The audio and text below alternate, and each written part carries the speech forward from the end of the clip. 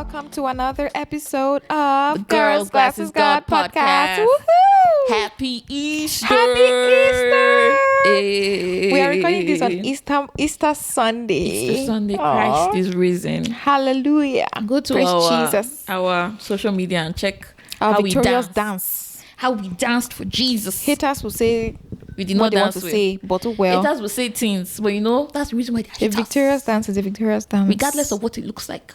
Okay? It's a victorious dance. And that's on period. That's right. Happy Easter. Happy Easter, guys. I hope that you've enjoyed I know people in Nigeria and probably some other countries. I think Europe too. I don't know. Mm-hmm. I think they get Friday off and then Monday off. Do they get Monday off? Or is it just Nigeria that gets Monday off? I do not know. So for people that are getting Friday and Monday off. I know of somebody you. that got Friday off here in the US. Well, you can take PTO. No, she didn't take PTO. But if you also work in a government organization, you get Friday and Monday off. Yeah, she works in a government organization. Yeah, so if you work in a government organization, if you're if you're in the teaching line, you get Friday and Monday off. If not, they say you should go and collect your holiday from the poll. So from the poll. Why else would they just not make it a general holiday?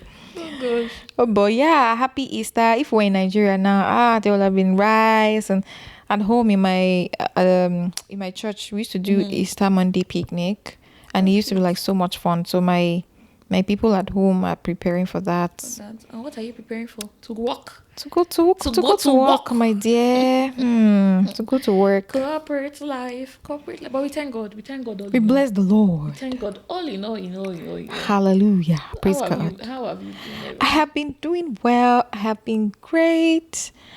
This is giving like when you're responding on like a call, like all these calls, like you don't know anybody on the call, and they're like, "Oh, how are you?" Like, I'm doing great. I'm doing great. Like, how are you? Like, how are you doing? I'm fabulous. What about you? This is giving like this like your outside face. I swear. Kind of. So talk to me. How have you been? I do that.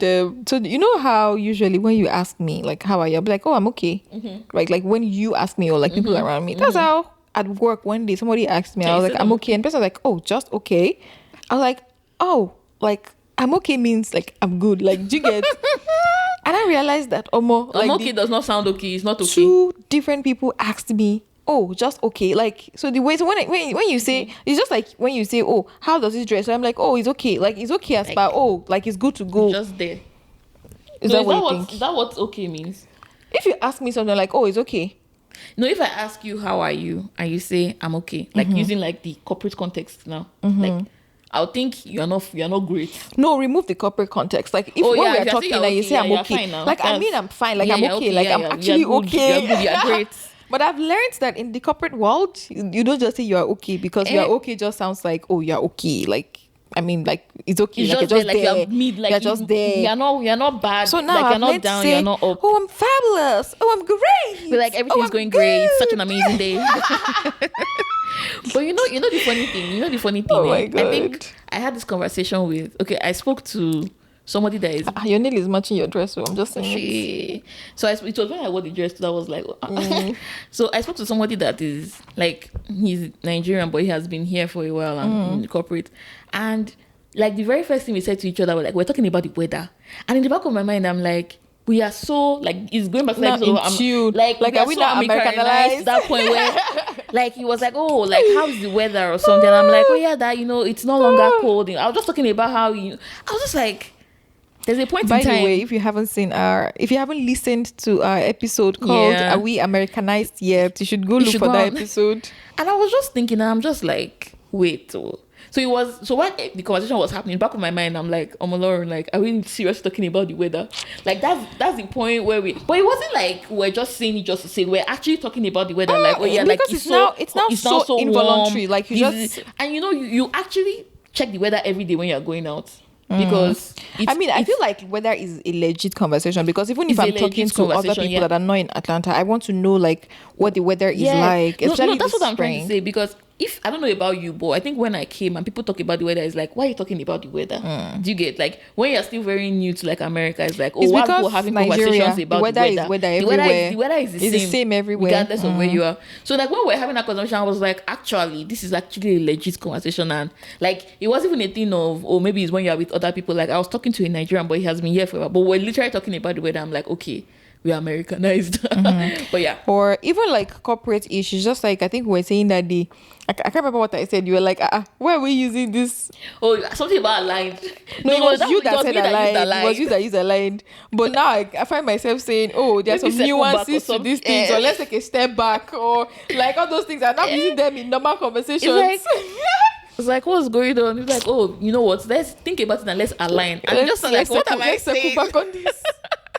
And that's very like Oh my corporate God. speak. I'm telling you, buzzwords. The last time I spoke to Derek's like, he's always getting angry. Then this morning, I'm like, oh, let's sunset this. Let's you learn every day. You learn every day. Truly. There's one that is like, let's put a pin, or like he's like, let's hold on this. There's one that says, keep me honest. Yeah, keep me on. Oh my God, keep me honest here. Sometimes when that thing happens, I'm like, why do people say keep me honest? Like they're trying to tell the other. So just like I'm in a meeting, I'm like, oh, Ebun, keep me honest. It's like if I miss anything, like I had say to it, eat something like that. So Yeah. I feel like people just say just to say it. No, but Maybe not honestly, really, it's you. It's most times rhetorical, because at the end of the day, the other It's like person they're will trying to probably back just it add up, like, something yeah. to back it up. But you are not like you are usually not correcting What if something. you now say, Omo-Olorun, keep me honest? Like, but what you said right now is wrong.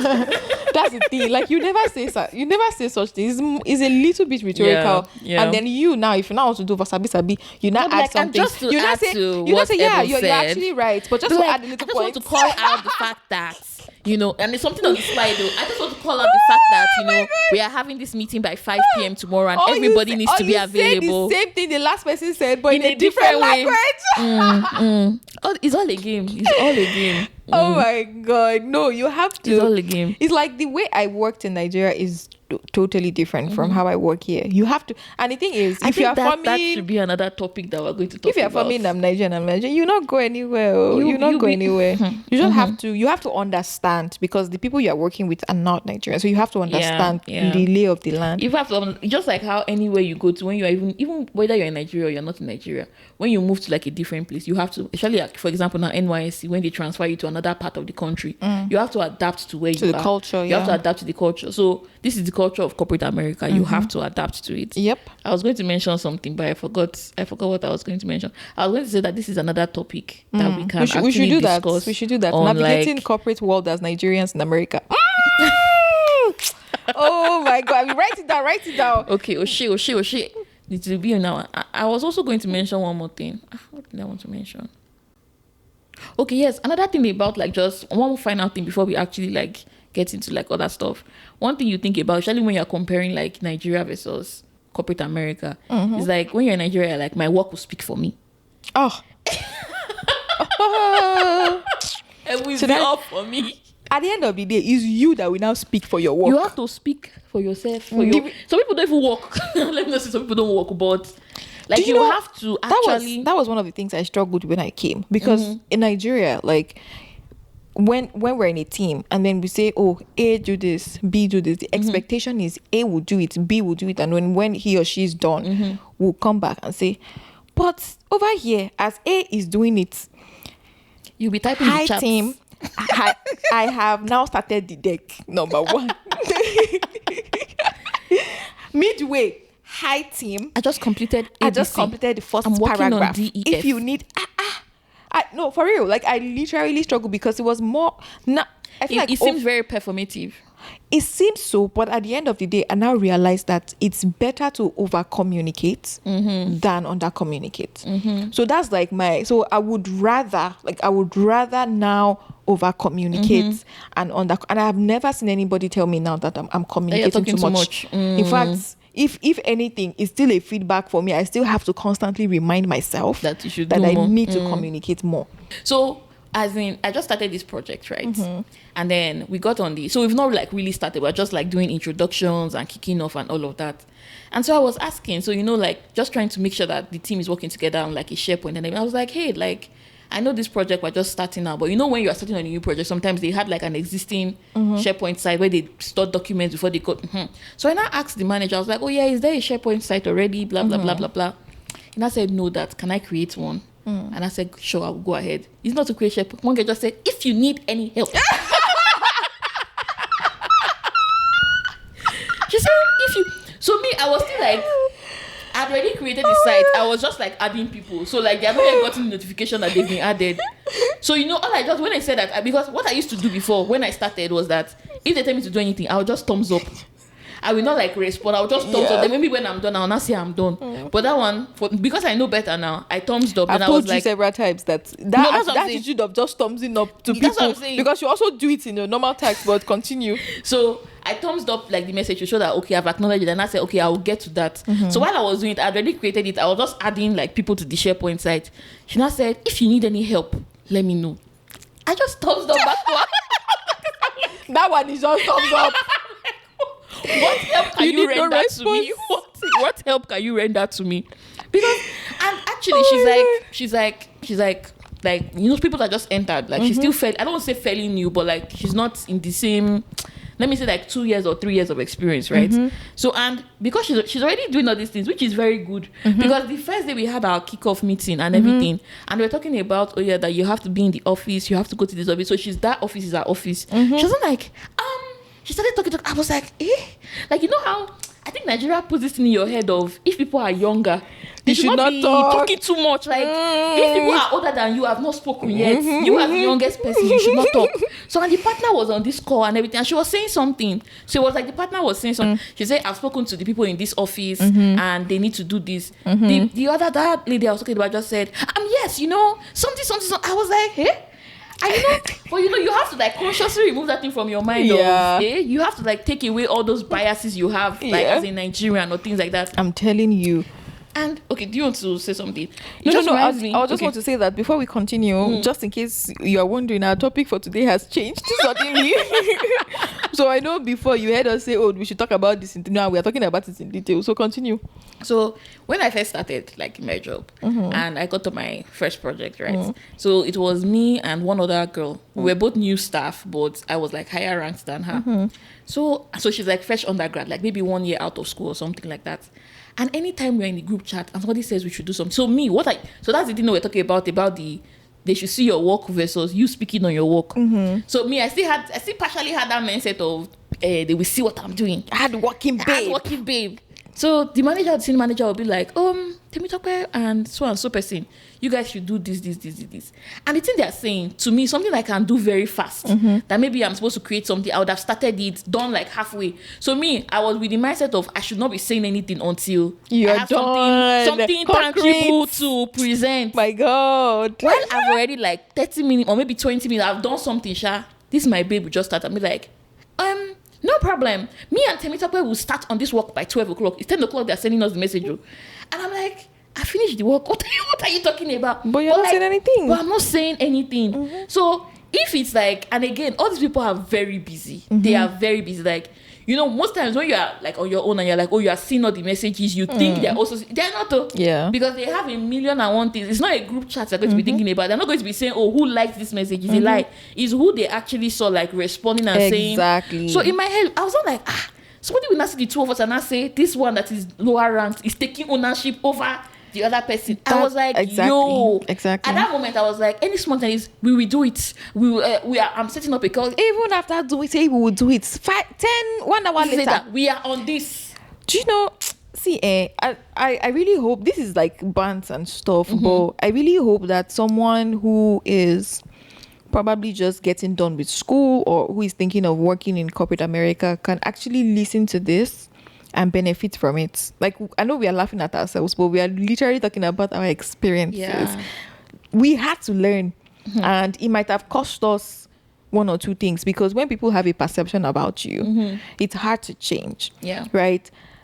I remember, like, it's so funny. Like, anytime you do something, one of the seniors on my project called me one day and said, yeah, like, you guys are doing a really good job, blah, blah, blah, blah, blah. But the only problem I have with you is you will wait until you are done. At the end of the day, you look at your work, you be like, I don't do something. The next day, what you did is only 0.2% that they'll pick from it. So he's like, no, draw up something, have a scratch board, have like an outline, set up a meeting. So it's me like this. You see me set up working session. I will rather they tell me, oh, we don't have time for this, or cancel it, than not do it at all. And this is, I'm telling you, at least over a year of experience now in this world. Yeah. So I would say, working session to discuss, especially if we have a major thing coming up. I would say working session, it could be 30 minutes to discuss this. Invite the manager, invite the senior manager, have my talk track ready. I don't have to have my slides pretty. Yeah. Just have like outlines and bullet points on each of the slides, and be able to talk to what you're thinking about. So that 30 minutes is now when you now align. Everybody will now say, oh, this makes sense, this does not make sense. That's a meeting. Yeah. That's a meeting title. Alignment. You do review, XYZ discuss, team align. Sync. No, daily sync. I swear, like, see, Nigerians are very smart. Like, yeah. I'm saying very hardworking. I'm saying this boldly. Any company that hire a Nigerian, I'm saying this boldly because such Nigerian would have gone through the recruitment process. So you're not just hiring anybody. You are picking like the best from the best. Nigerians are very smart. We are very confident, and we are very hardworking. However, sometimes we still need to learn the corporate culture. It's very important. Yeah. We need to learn the corporate culture. So don't wait until, I have everything, blah, blah, blah, blah, blah. It doesn't work that way, especially in this kind of work where, so I worked in audit before. Audit is hook, line center. You do kind of already know what to do in a way. So that one is different. But in this line of work where it's a lot of strategy, you can't do it by yourself, basically. You're going to say something? No, I was going to mention how the fact that a lot of times too, we allow our natural biases. So just like the thing I was mentioning about, people on the call, like the youngest person should not be talking, not like should not be talking, but other people have not spoken yet. Other people that are older than you, quote unquote, more experienced than you, have not spoken yet, but you're the one that's talking. And that's the kind of mentality you need to have. You need to have that mentality of, I know what, don't even look at anybody. I think that's another thing and again, we allow some Nigerian things. I swear.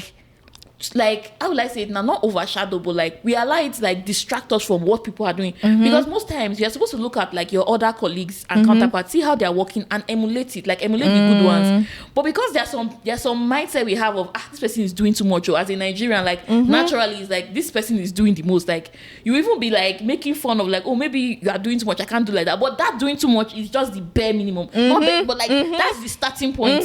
So if you are not doing that too much that you consider as the bare minimum, you're not doing anything. You are off the radar. You are not going to be seen anywhere. You're not going to be seen anywhere. That's the thing. And also, like, another thing is just like you said about our culture, right? Our culture is very respectful. Maybe sometimes a little bit too much.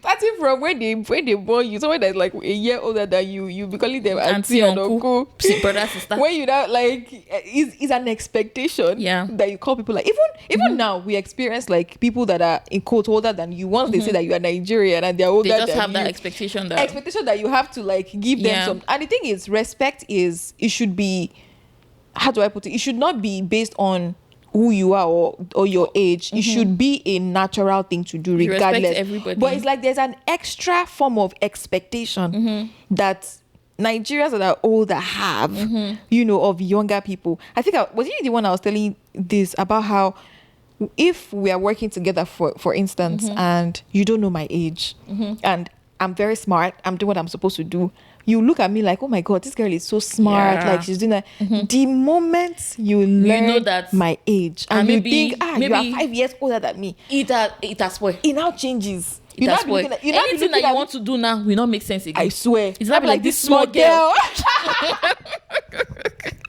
Say this small girl. And that's another thing. Like God.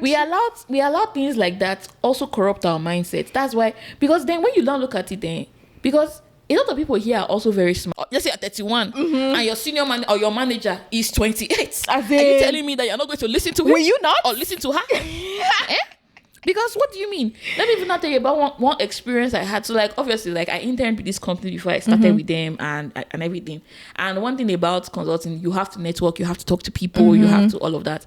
And naturally, like, you're not doing Mr. and Mrs. Like, if I see like a Jane Paul, I'm not going to say hi Mrs. Paul or hi Mr. Paul. It's just like hi Jane. Like, you know, you just talk to people like with their on a first name basis.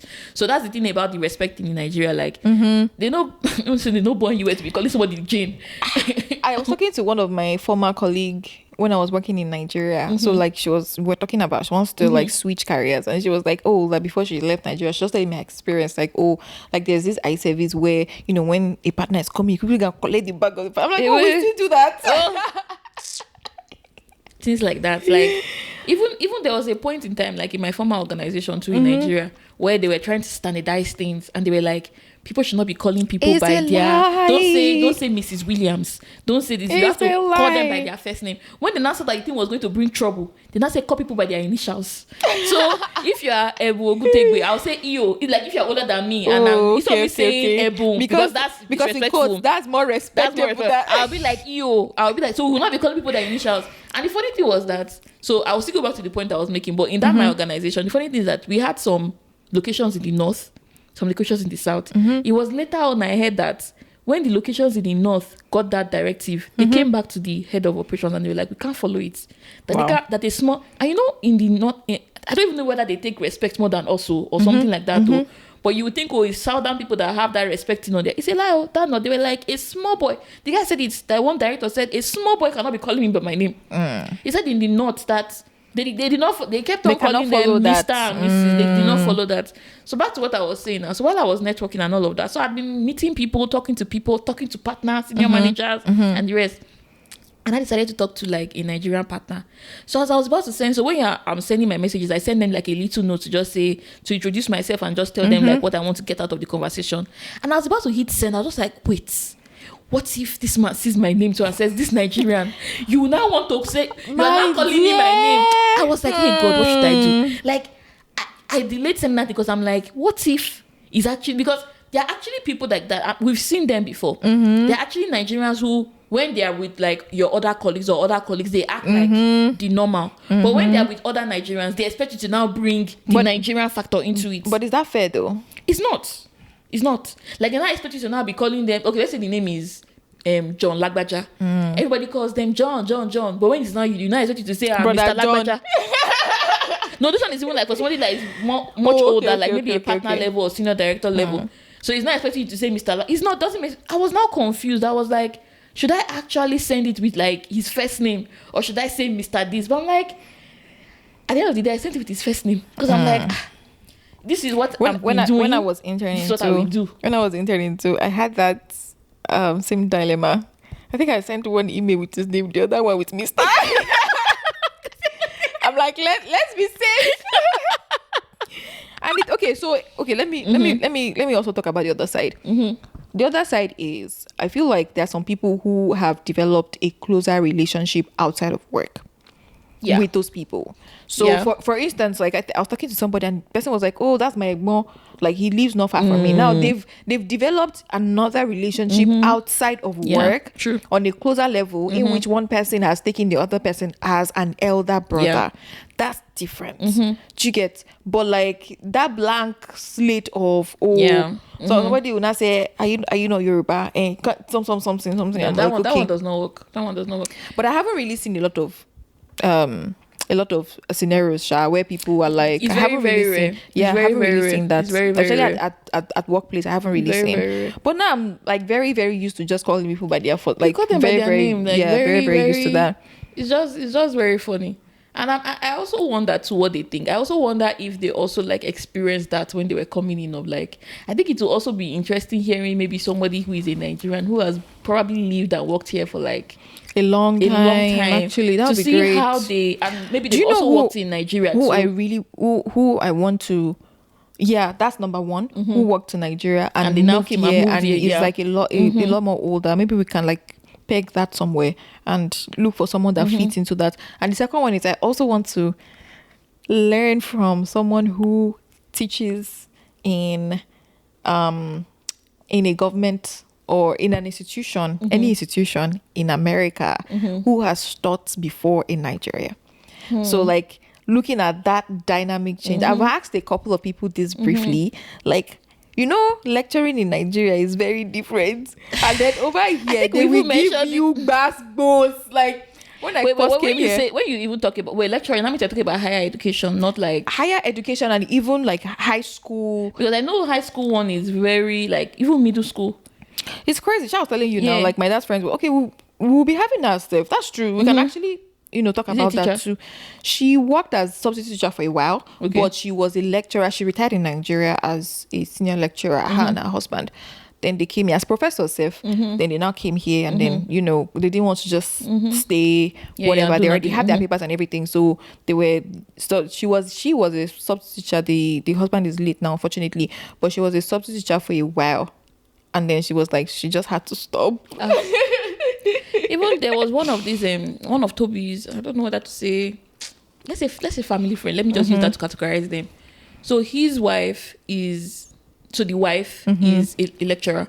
The husband is a teacher. And he was talking to us and he was like, he's teaching middle school. That middle school is where they don't have teachers. Because he was like, high school is not even bad because at that point they're a bit older and they kind of know what they know. Like the ones that are going to college, they know. The ones that are not going to college, they know. But that middle school, that's like kind of like their formative years and the rest that the things you will see. Shebomi has even talked about it before that they would just be fighting, that she would just stay on one side. Yes, now. That she would just go Oh, and yeah, call that's security. true. She has taught too before. Yes, now. I think So- we should actually have her on this podcast at some point. That would By be, the way, talking about what I did, I was in Athens like 2 weeks back, and she was one of the people I visited. I thought that the visit was going to be short. If I hear. We sat and we were just like talking about different things, like, and so many ideas. I don't think I wrote, but like so many ideas started coming to my head about. I think we should at some point have her. We'll She just has go there. she has a lot of perspective about That's so actually many true. things. And we are thinking so far. Like we're Like, thinking so far. I'm away. telling you, like when we Yeah. started talking, we moved from Even like growing up, growing up with children in Nigeria. Yeah, And like and raising here, children here as and well. she, teaching and all of that. Anyway, so another thing I wanted to say about like this whole American thing is I think the way America is built is to make things as easy as possible. So I feel like the way we were raised in Nigeria, we were raised for the Hard worst life. case scenario, and that's why I'm like, Hard work. if you hire a Nigerian at any company, if that Nigerian is able to adapt, I think that we are unstoppable because we've literally been raised for the worst case scenario. Now, if you take a look at something like even American English is so simple. Like, I don't know if there was one trend that was going on. American English. There was one trend that was going on, like the English that Americans speak. You won't hear anybody say "bombo class."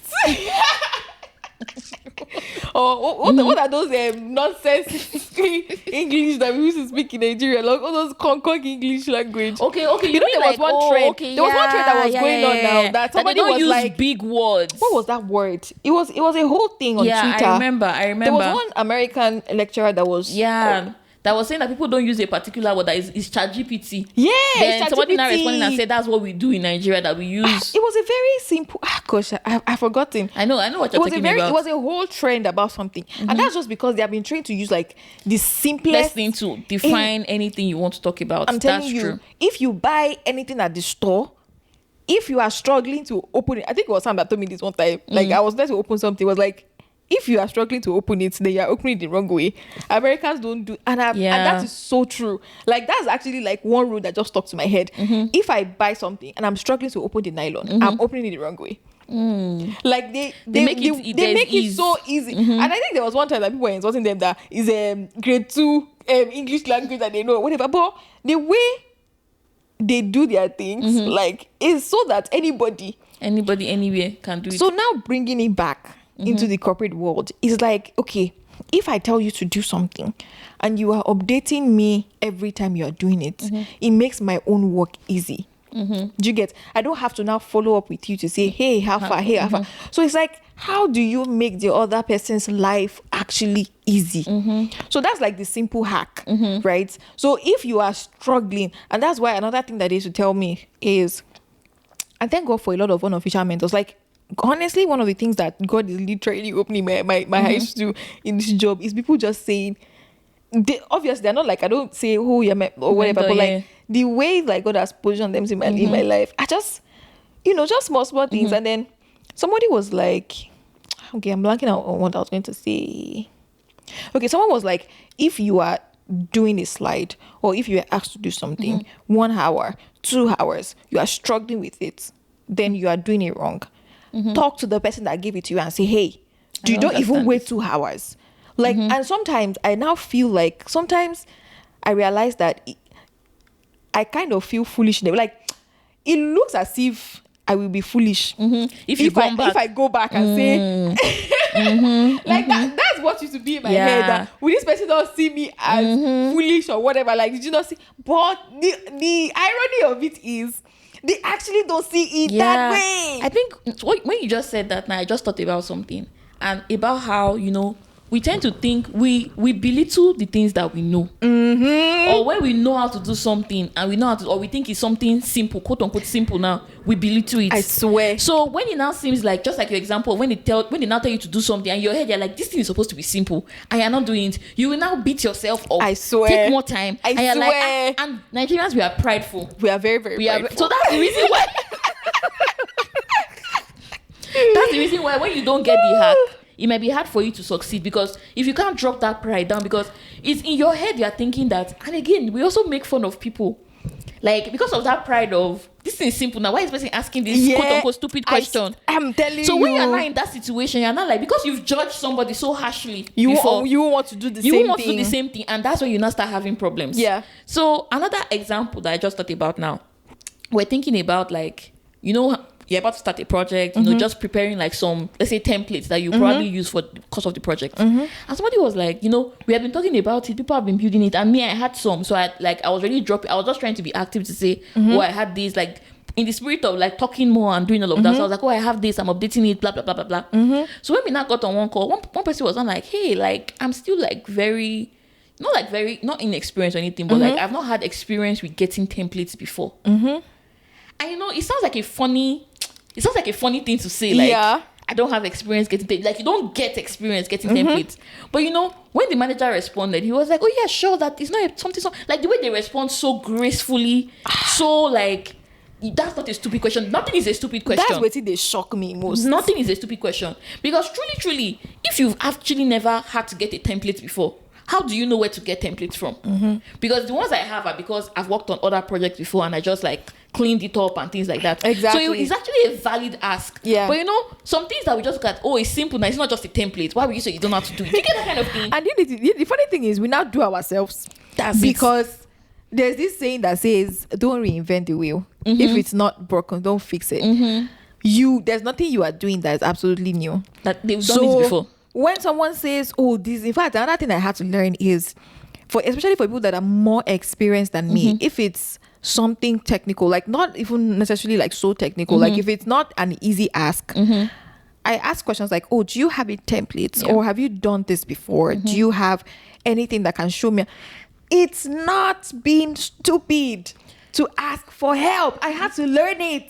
Like, I can ask it. So sometimes you now see your old counterpart doing something. You're like, hey, so I can actually ask this question. Dying silently because we don't want to look foolish, because we think we should know the answers, or we should know what to do. Like, we always think that we should know and it's because we've been built to be smart. That's the thing. Or so to be like, to think fast, or like just make assumptions, or like take pieces together and like be able to make a good thing out of it. And it's good because it's good in some certain situations. It's good because, like, when you ask, for instance, if you ask a question today, you most likely not ask the same question tomorrow. So it helps you. So the fact that we can adapt really fast, like the fact that we can easily learn. So like, if you spend like 2-3 years doing one job, you are able to quickly say, oh, like the way you talk 3 years later is different from the way you talk in year one. But the thing is, in year one, we already seen ourselves in that 3 years later view. So we are always like, I have to be, oh my God, my first year, now that I'm talking about it really loudly, and I see how much I struggled. Not struggle, but like, I see so many things that I could have done better. Let me put it that way, because I didn't see that struggle at that time. But now that I see some other things, I'm like, I could have actually done, because have you ever been, if you're recruiting, you see like really sharp people that know absolutely not. Again, you know this whole bobo thing, like the way, so speaking the way confidently. they speak out. So when you see somebody speaking out all the time, you intend to think they are smart. You don't dig deeper into what they are saying. And that's the perception here. Like when you talk, you're smart. But the perception that we had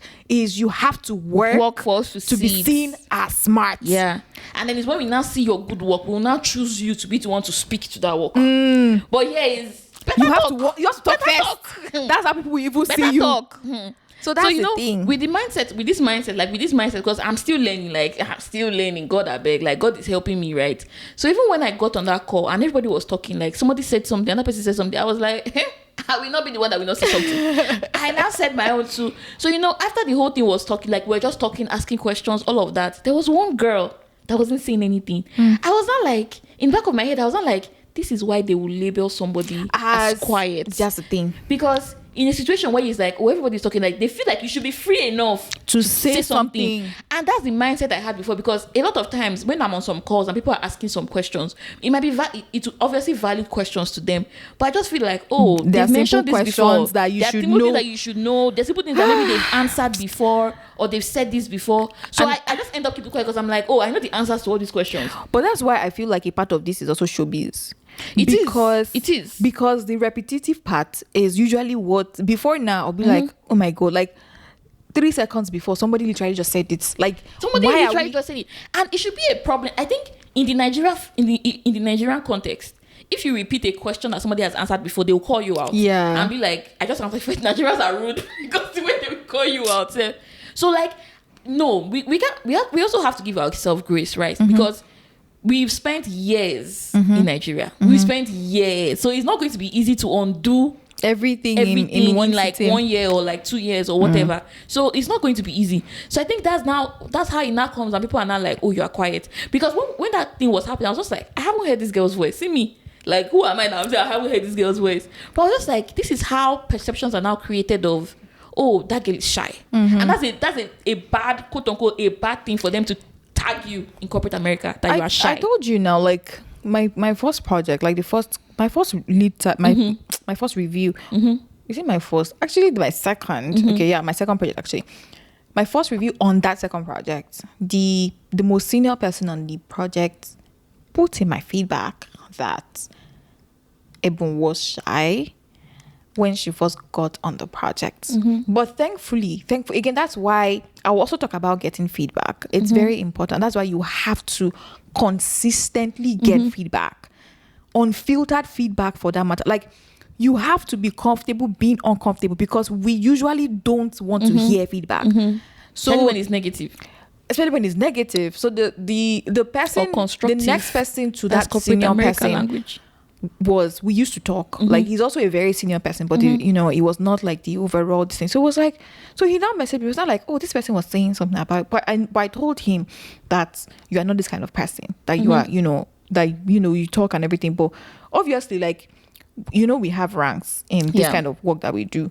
You probably talk more with your manager than you do the other senior people. So the person giving me feedback is the most senior person. But what that says also is that whether you are in a meeting with your manager or you are in an overall meeting that has the most highest senior person there, you are expected at every time to say something. So that say something could be a question.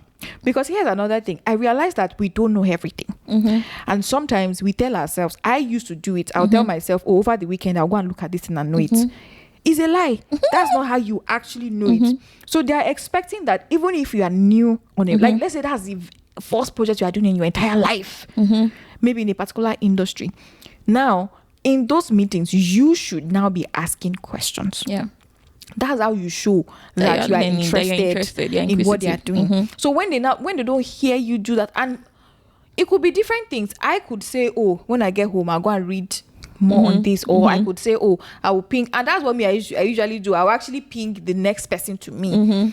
But in that conversation, the most senior person is not there. He's not seeing, so he's not seeing those actions. So he's not seeing me doing those things. So in a way, it's also showbiz, because they have to see you. Visibility is the word, is the context for everything. Very, very true. So I started doing showbiz. I talk. That's the funny thing. Like, I'm a talker, so the person close to me knows that this person is not like this, and that's why sometimes those feedback things can also be very skewed, right? Because depending on who you give, depending on who is giving you feedback. Do you get? But for me, I love feedbacks because that's the only way that I've grown in the past how many years that I've spent in this work. Is like, and the first thing I tell people when I get on a project, first thing I do when I get on a project, I set up a call with everybody on the project.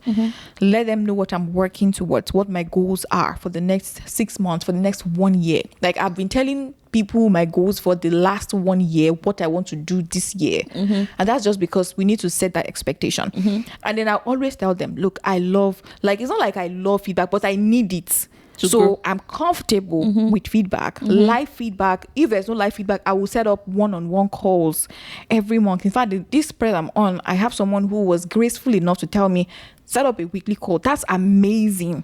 That's like amazing. Someone is telling you every week, let's set up sort of time to talk. That's amazing. So grab those opportunities. And the thing is, I always think that I'm disturbing people. That's another part of it. I would say, this person, am I not disturbing this person? And the funny thing is, people are more gracious than you think. Yeah. I feel like we were very cruel where we were coming from because truly. Because so that's the thing about the biases that we have. So we just use it to color everybody. Like, if somebody is setting up weekly call with me, I'll be like, wait, what is it? I swear. What is it? Like, do you want to kill me? That's the natural, like, typical Nigerian response. But these people are like, no, don't worry, do it.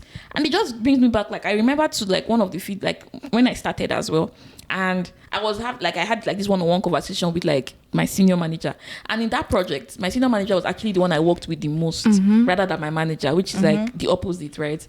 And I remember when I was like leaving that project, and I just set up like some time with her, just like say like, hey, like, hope I was doing well. Like, do you have any feedback and everything? And one of the things she started with was like, oh yeah, initially I thought you were shy. That's the thing.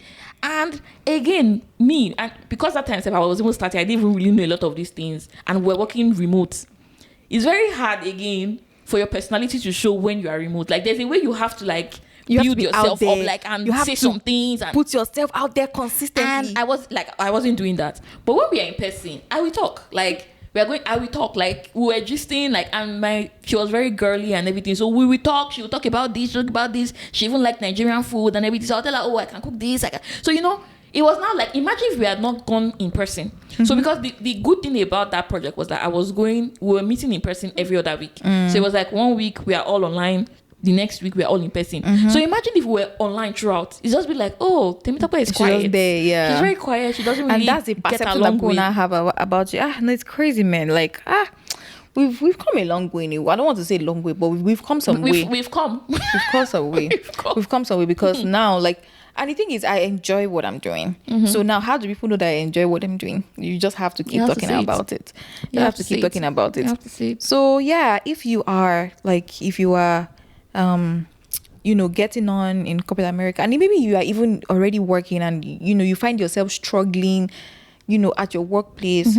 I tell people, in fact, this is the advice I give everybody all the time. Number one, feedback. Because the thing is, I also see that people can be, in quotes, respectful, and I put that in quotes because some things that they will not say to your face until you ask for it, but they are thinking in their mind. So sometimes some conversations will not come up until you actually bring it up. So I have, usually, like before now, like I said, I'm very comfortable having uncomfortable conversations. So like, if you see me talking to my parent, like, I will ask like those very specific questions. So I think that has also helped me because I want to know the real deal. And another way is, in the kind of work we do, we have somebody else who is supposed to advocate for you. Sometimes I also tell the person that, look, hear from your own perspective. See, there are other things that people don't want to tell me, because I said that a lot of people at workplace they are not comfortable saying uncomfortable things. So everybody wants to appear friendly. Yeah, everybody, and that's what I hate.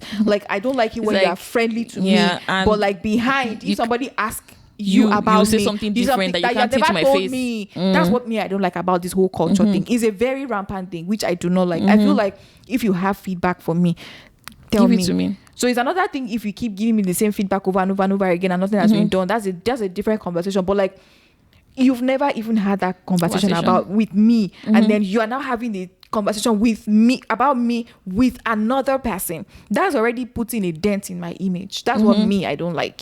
And again, it now calls to question, like, do you even know?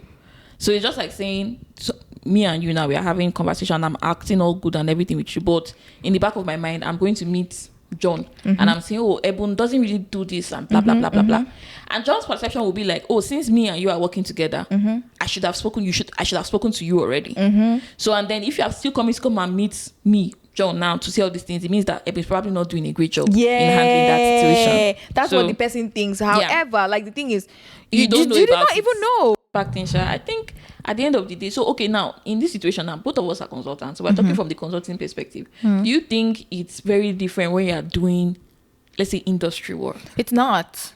That's the thing, it's not. Again, people appreciate, and I've realized it too, like people appreciate when you set up time to say, hey, let's talk. Right now we do coffee chats all the time. I do coffee chats all the time, like, and the thing I try to also do this thing where if I've worked with you before, I kind of keep some connection, so I'll still have you on my calendar in a particular way. So it's not, I don't think it's, I feel like when people know that you are comfortable with getting feedback, the dynamics change. But once people know that, you know, they hear word, then they will not. That's the thing. So, but yeah, it's Kaizen. Oh, is that the thing? Yeah. So I remember we learned it in whether it's operations or something like. Oh, okay.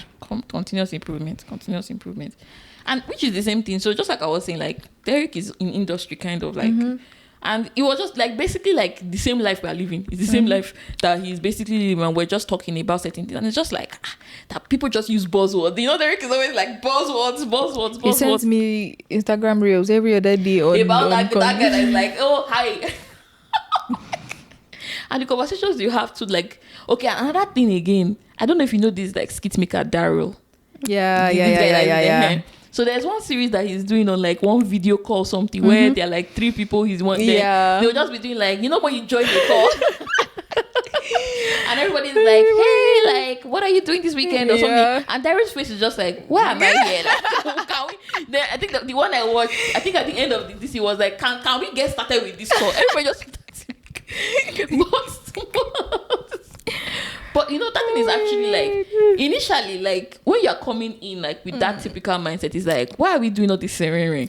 But because actually it's actually necessary. It's not necessary, but it's like it's something great to use to start your meeting. Because imagine you just because, and again that's why we are saying Nigeria has kind of conditioned us to this like hard work, kind of like all your head is work. But here, like, imagine starting a meeting and the next thing you're doing is, oh, this Excel, this clinical, this analysis. It's very like, weird. You have to lay the land. It's but like, the thing is, I feel like, because I'm thinking of my clients in Nigeria too. I think, in a way, we used to do these things. It's just that it's in a very different way.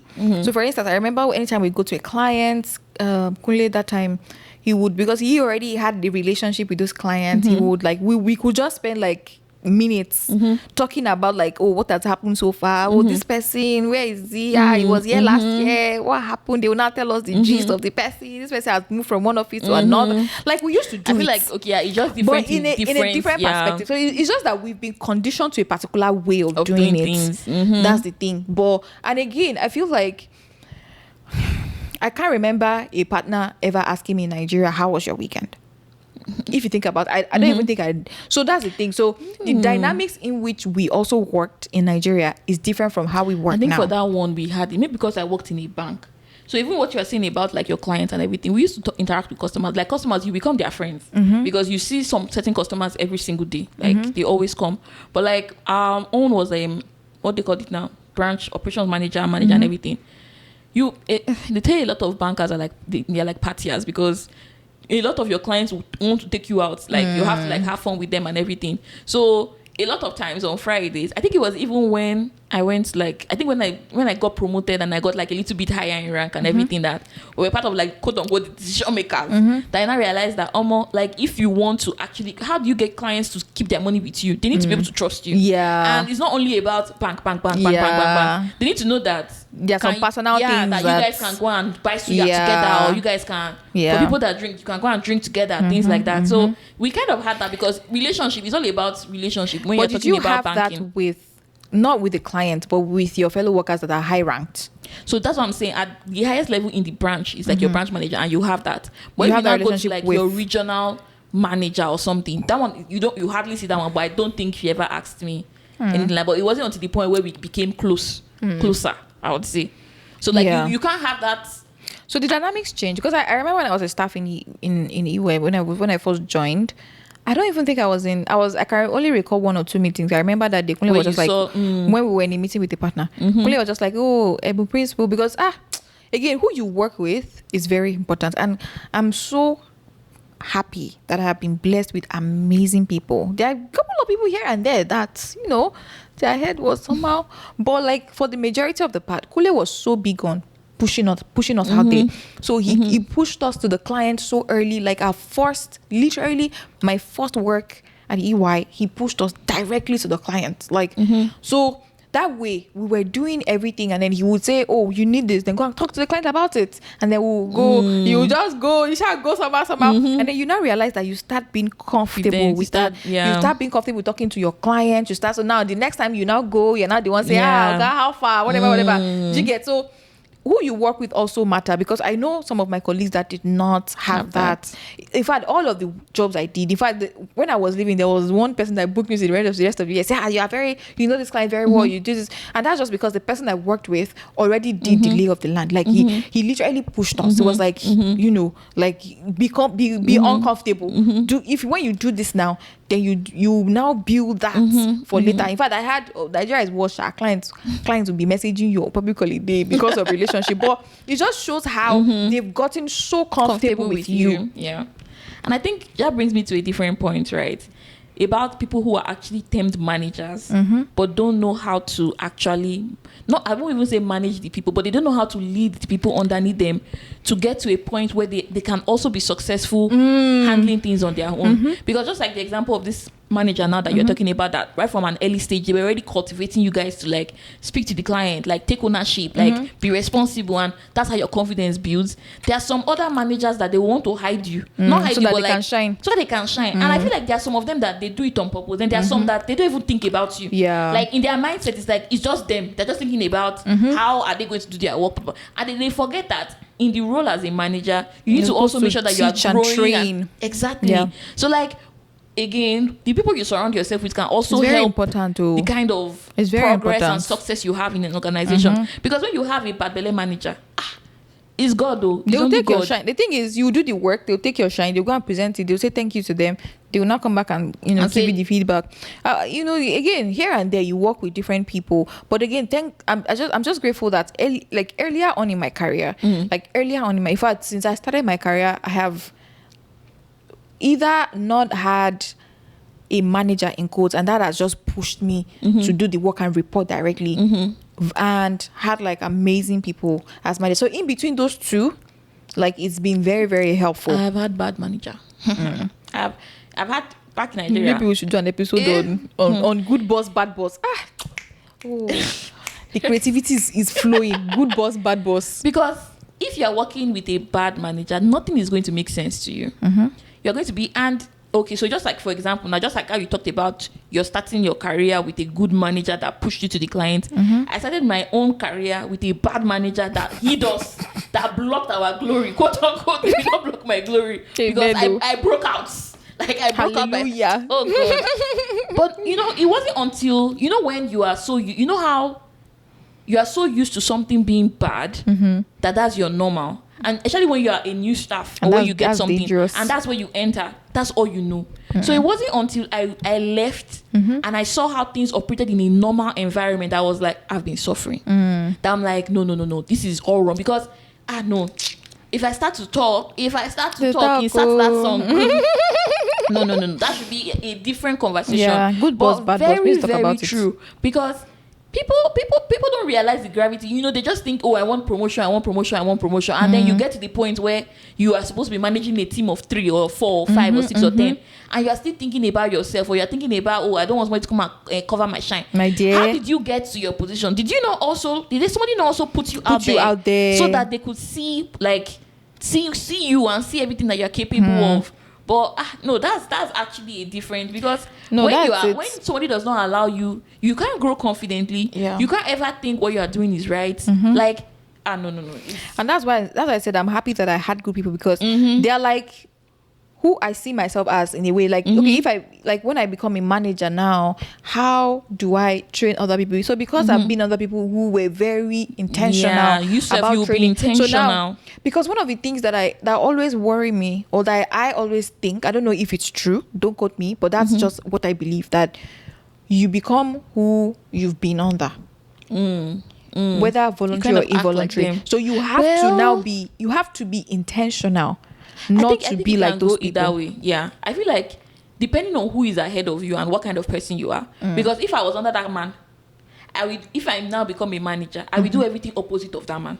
Because I know he was not good to me. I know that he stunted my growth, things like that. I feel like I will do the opposite of him. Because I was not also similar to him, he couldn't like me. I get you, and I agree. However, you still have to be careful. Especially if you've worked with that person for so long, for sure, that the toxic now becomes normal. And this is what I mean.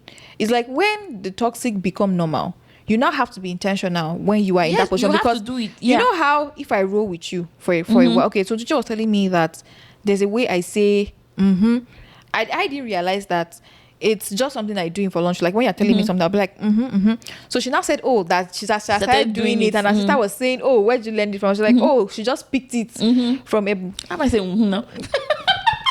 So those small cues, there are some things that I say. You unconsciously adopt. Even me, there's something that I say that I've unconsciously just adopted. It could be like maybe words. It could be like all those small things that you just pick. Yeah. The same thing with attitude. Like you have to check that you are not picking certain attitude from the people that you've surrounded yourself. And that's why you see people acting like their parents in a way. So when somebody does something, be like, this girl, she's like her dad. Or you've ever heard people say she's like her mom. It's because you've been in that environment for so long.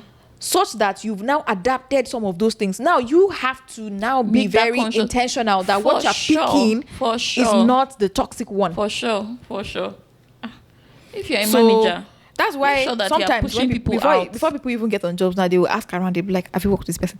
Especially if you've been in the firm for a while, they'll be like, "Have you worked with this person? Have you worked with this person?" So that because they want to get perspective of different perspective of what you're like. Exactly.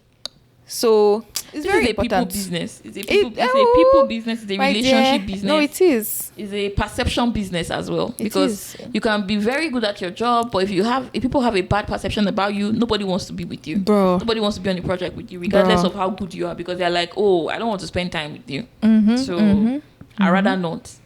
So that's it too. Corporate America is a learning process. I feel like at every moment you'll be learning every day. Constantly learning. Constantly learning. So if you've worked in corporate America for a while, let's know what your experience has been. Share your experience. Share those simple things that you had to learn to do. Those simple things. If you have stories, you can DM us on Instagram. Like we can read those stories, and we can also learn from you. You know, others can also learn from you. Like tips and tricks on how you've been successful in corporate America. What you've done, because there are some simple things that they are so simple to like other people who probably were born here or lived here or you've been here for a while. But somebody that is like quote unquote a transplant, it will take you a while to realize that I could be doing this or I could be doing that. So. Absolutely. That's how we switched the trajectory entirely. The move of the spirit was different today. The funny thing is we used about 1 hour or more than to plan what we're going to talk about. We came here and then we went the other way. A completely different direction because this came out of nowhere. I'm telling you. It was necessary. It was necessary. So thank you guys for listening. Thank you all. Like, how do we tie this into Jesus and his resurrection? Oh. Because we started with Happy Easter. I don't know how we'll tie it to Jesus and resurrection, but the scripture that actually came to mind when we were talking is whatever your hands fight to do, do with your might. And then there's a scripture that talks about servants working diligently for their bosses. And servants in this way does not mean like housemaid or whatever. It just means that if you have somebody overseeing you, then you should be diligent as you would your own. Right? So everything that we've been talking about so far is just to make sure that you continue to improve on yourself. And at the end of the day, I realized that there's one thing we used to say when I was in Nigeria. Do say that the Iwa experience stays with you forever, which is true. Like whatever experience you get from anywhere, it stays with you forever. Like even if you leave today or tomorrow, like you've learned something. It's you that you have become a better person. So anything that you are doing or anywhere you are going, you are able to apply yourself like wholeheartedly. So yeah, that's what came to mind. Jesus' resurrection. Jesus has died for our sins. So for you to be carrying somebody's stroke in your head. So just know that, and sometimes, okay, so let me say this too. Sometimes it's not every time that things are rosy at work. Sometimes you come across like some challenges that you're like, oh, how do I break out of this? Some things just weigh you down. Sometimes you hear news and everything, but just know that, Christ is alive. He's alive inside of you. So, and sometimes what I like to do is I hold up my hand visually, imagine all those things, and then just imagine them evaporating to God. And I'll pray that, God gives me rest in return, because he said that, my yoke is light. I can't remember what that verse says now, but he was talking about like, give your worry to me, and then you take it up on yourself. So, sometimes you just have to, because the thing is, with this work we do, peace is highly important. Like you have to be sane, you have to be peaceful. It does not mean that you will not work. You will work. Sometimes you work extra, right? But being peaceful is, you can't replace it with anything else. So just know that, Christ is there for you. The Holy Spirit is there for you to take all your struggles, including the ones at work, right? So don't think, oh, it's work. God does not understand. It's like, oh, God does not understand this consulting work. God understands. God understands everything. And everything that's why you're going through, somebody has gone through it before. That's the thing. Sometimes we think, oh, it has to be like spiritually, it has to be something spiritual, it has to be, something conk before. No, but even in the little things, even in the, God, I don't understand what's happening at work today. Like, I don't get, everybody is acting, sometimes you can even play songs like Favor, like, just keep confessing. Confession is very, very important. So yeah, Christ is alive in you. He's alive forever and ever. The tomb is empty. It's empty. The stone has been rolled away. It's not. There's nothing. There's nobody going inside that particular tomb again. It's over.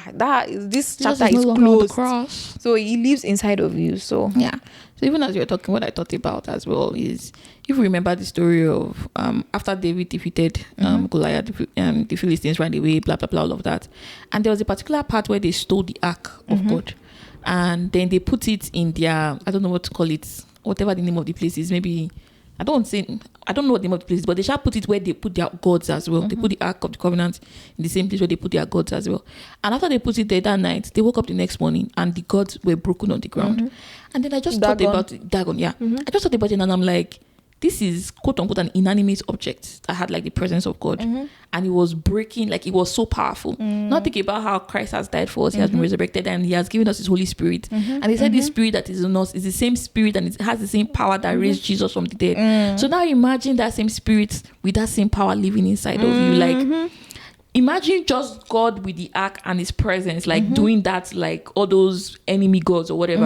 And now imagine this spirit that is living inside of you. And sometimes, that's the kind of thing I just put my assurance in, that God, like, in fact, sometimes when maybe I'm having headache or like my leg is paining me or something, I'll just be like, God, your spirit is living in me. What is leg pain doing here? What is leg pain doing in my body? What is this doing in my body? What is this struggle doing in my life right now? So I think sometimes we need to take that conscious effort and realize that God has fought a great battle for us. He has won already. It's not Pastor Johnson will say, it's not like they are going to do this thing on the last day. Like it's just like this, everything is gone. Like we're not fighting, we're not doing, how in old Nigerian movies you will see them fighting devil and God and they'll be doing back and forth. It's like it's not like that. It's not like that. It's not like that. So the victory has been won already. The victory has been won over your career. The victory has been won over your job. The victory has been won over that boss. The victory has been won over that subordinate that does not want to listen, or that whoever it is, right, or whatever it is. So I think we should just take assurance in that God is in every aspect of our life. Like, it's not only when we are sick that we think about God. It's not only when we are struggling financially we think about God. If you have a bad day at work, or you have a bad meeting, or maybe you didn't do that presentation, we're like, God, I need inspiration. God, I need ideas. God, help me talk to this person. God, go ahead of me even before I go into this meeting. Let me find favor. Let me find grace. Let me find wisdom. Let me find the right words to say. So I think we need to consciously put that thing in our minds that God is here for us. Like, the Holy Spirit is not just inside of us just to be there.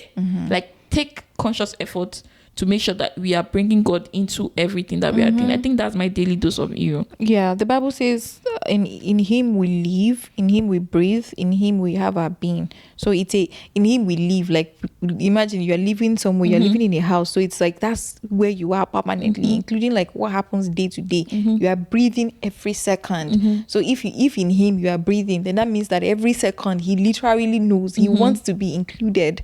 Right, so it's just something that we have to constantly be aware of rather. So yeah, that's it. I hope you've enjoyed this episode so far. Yes, I will definitely talk more about like evil bosses. I think there's even a movie like that, something like Bad Bosses or something like that. I'm sure there's a movie, you can't remember. Bad Bosses, not Bad Bosses, but like something like evil bosses that they had. They were like 3 people were following. Jennifer Aniston was in the movie.